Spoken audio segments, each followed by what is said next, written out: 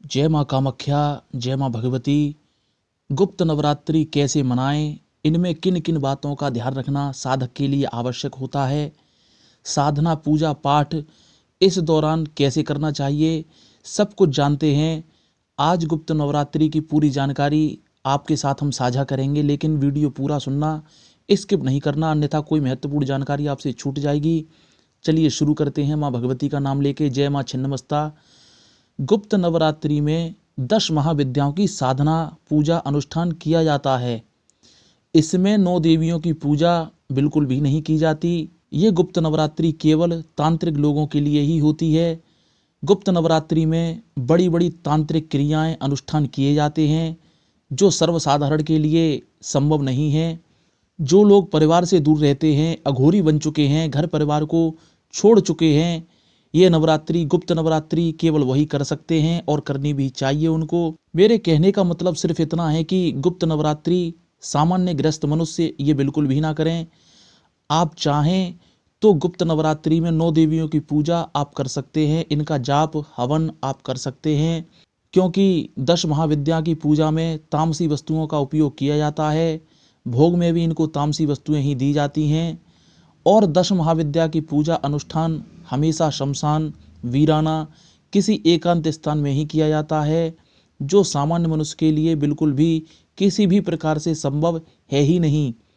10 महाविद्याओं के नाम हम आपको बताते हैं, सुनिए ध्यान से।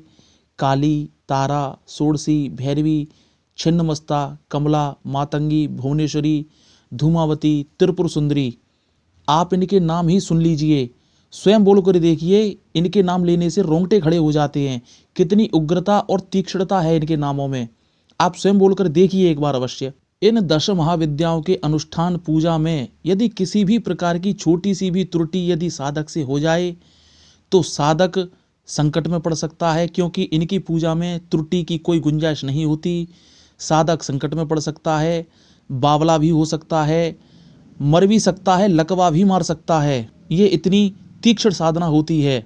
कुछ लोग गुप्त नवरात्रि में शत्रुओं को हराने, उनको मारने की क्रिया करने की सोचते हैं, कुछ लोग करते भी हैं। कुछ लोग व्यापार बिजनेस बढ़ाने के लिए अनुष्ठान करते हैं। उन्होंने मोबाइल या किताबों से पढ़ लिया और करने लगे। किताबें तो बाजार में भी मिल जाती हैं हर परीक्षा से संबंधित। अगर किताबें पढ़ के ही केवल हर परीक्षा को पास कर लिया जाए तो अपने शिक्षक से पढ़ने की आवश्यकता ही ना पड़े।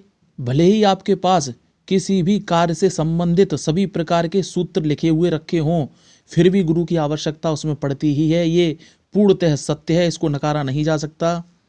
सामान्य लोगों के लिए चैत्र और अश्विन की नवरात्रि मनाई जाती है, ये आपको मनानी भी चाहिए। सामान्य मनुष्य गुप्त नवरात्रि के चक्कर में बिल्कुल भी ना पड़ें।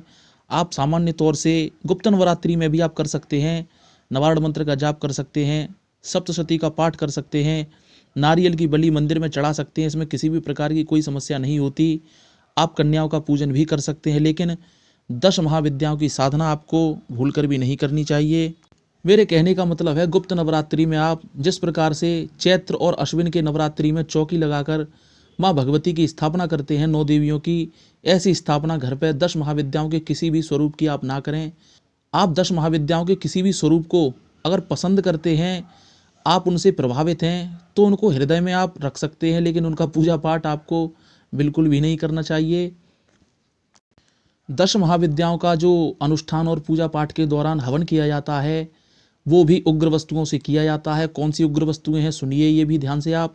नींबू, काली मिर्च, लाल मिर्च, उड़द, सरसों, पीली सरसों, जायफल, जावित्री, राई, मखाने, लौंग, शहद, सुपारी, मांस, शराब और खून, इन सब की आहुति 10 महाविद्याओं को हवन में दी जाती है, क्योंकि ये उग्र शक्तियां हैं।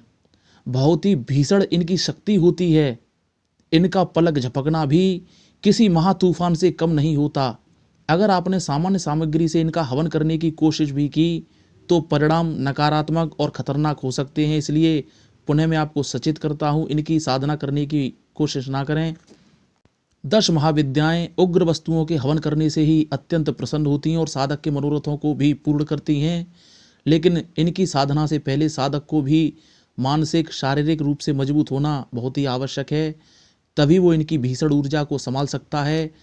इनकी साधना से पहले क्षेत्रपाल, भैरव, इनको भी बलि दी जाती है, तभी इनकी पूजा संपन्न मानी जाती है। और भी बहुत से देवी देवताओं का आह्वान और पूजन किया जाता है। लेकिन जब आपको ये साधना करनी ही नहीं है तो इसमें हम विस्तार पूर्वक चर्चा क्यों करें, फिर कभी चर्चा करेंगे। और 10 महाविद्याओं की साधना अर्धरात्रि में 12 बजे से 3 बजे तक की जाती है, शमशान में, एकांत में। अगर आप इनकी साधना घर पर करेंगे तो साधना के दौरान जो इनकी ऊर्जा आपको प्राप्त होगी वो आपका घर नहीं संभाल सकता और ना ही आप संभाल सकते हैं, क्योंकि इनकी ऊर्जा बहुत ही तीव्र होती है, तीक्ष्ण होती है। इनकी साधना के लिए जो उपयुक्त स्थान बताए गए हैं वो है काली मंदिर, तीर्थ स्थान, शमशान, नदी का तट, पीपल के नीचे, एकांत स्थान, उसमें इनकी साधना की जाती है। लेकिन इसमें भी गुरु की आज्ञा बहुत ही आवश्यक है। 10 महाविद्या की जो आहुति दी जाती है हवन कुंड में, उनके लिए हवन कुंड त्रिकोण होना चाहिए या फिर जलती हुई चिता में इनकी आहुति दी जाती है, हवन किया जाता है। व्यक्ति को खोपड़ी और कंकाल के ऊपर बैठकर इनके मंत्रों का जाप करना होता है। तो इनकी साधना सामान्य जन कैसे कर सकता है, आप स्वयं समझ गए होंगे कि इनकी साधना में किस प्रकार के नियम कानून अनिवार्य होते हैं।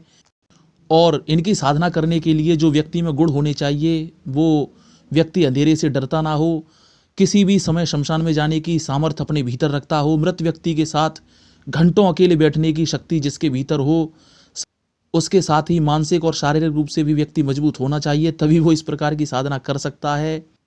साधना के दौरान चिता पर भोजन बनाकर भी व्यक्ति को खाना पड़ता है, कभी कभी मुर्दा भी खाना पड़ता है। इसलिए पुनः कहता हूँ, सामान्य व्यक्ति इनके पूजा पाठ के चक्कर में ना पड़ें। आप समझ गए होंगे कि सामान्य व्यक्ति के लिए ये सब करना कितना कठिन है। ये सब कुछ गुरु के संदर्भ में रह के व्यक्ति सीख सकता है, लेकिन वो भी आरंभ से ही, बचपन से ही वो इन सब कामों में हो, तभी वो ऐसी साधना कर सकता है। कोई व्यक्ति सोचे कि आधी उम्र के बाद गुरु के संदर्भ में रह के ये सब सीख सकें तो उसके लिए कठिन हो सकता है, लेकिन सीख सकता है। तो सामान्य पूजा पाठ कीजिए, इससे भी आपको ईश्वर का आशीर्वाद, कृपा दृष्टि अवश्य प्राप्त होती है। गुप्त नवरात्रि मनाएं आप, चाहे चैत्र अश्विन के नवरात्रि, उसमें कुल देवी और कुल देवता का पूजन करना बहुत ही आवश्यक होता है। कुल देवी और कुल देवता से संबंधित वीडियो डिस्क्रिप्शन में आपको मिल जाएगा। इनकी पूजा भी करना बहुत आवश्यक होता है, क्योंकि ये आपकी पीढ़ी को पीढ़ी दर पीढ़ी संरक्षित करते हैं, उसका पोषण करते हैं। 10 महाविद्याएं जो होती हैं 10 दिशाओं का नियंत्रण करती हैं, उनका नेतृत्व करती हैं। 10 दिशाओं से आने वाली बीमारी, रोग, दोष, शोक, इनसे आपकी रक्षा करती हैं। तो 10 महाविद्याओं की साधना दिलो दिमाग से आपको निकाल देनी चाहिए। सौम्य देवियाँ जो 9 देवियों में पूजी जाती हैं, 9 दुर्गों में, उनकी पूजा आप कीजिए, क्योंकि इनकी पूजा में छोटी मोटी त्रुटि अगर हो जाए तो उसकी क्षमा याचना साधक को मिल जाती है। लेकिन इनकी पूजा में सात्विकता, शुद्धता, इसका ध्यान अवश्य रखना चाहिए। मुझे ऐसा विश्वास है कि आपको ये वीडियो पसंद आया होगा। चैनल सब्सक्राइब कर लेना, ऐसे वीडियो आपको हमेशा मिलते रहेंगे। वीडियो शेयर भी कीजिए। जो लोग भूलवश अगर 10 महाविद्याओं की साधना कर रहे हैं तो उनको इस बात का आभास हो सके कि उनकी साधना करनी चाहिए या नहीं करनी चाहिए। अगर आपकी वीडियो भेजने से कोई व्यक्ति यदि सतर्क हो जाता है तो इसका पुण्य लाभ आपको भी मिलता है। जय माँ भगवती, जय माँ कामाख्या।